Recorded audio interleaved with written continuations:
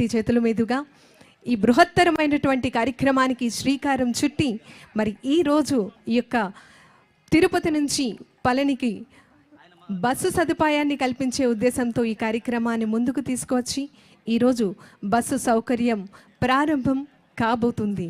గౌరవ ఉప ముఖ్యమంత్రి వర్యులు మరియు పంచాయతీరాజ్ గ్రామీణాభివృద్ధి, గ్రామీణ నీటి సరఫరా, పర్యావరణం, అడవులు, సైన్స్ అండ్ టెక్నాలజీ శాఖ మంత్రులు గౌరవనీయులు శ్రీ కొనిదెల పవన్ కళ్యాణ్ గారు అంగరంగ వైభవంగా కూష్మాండ బలి ప్రదానం చేస్తున్నారు.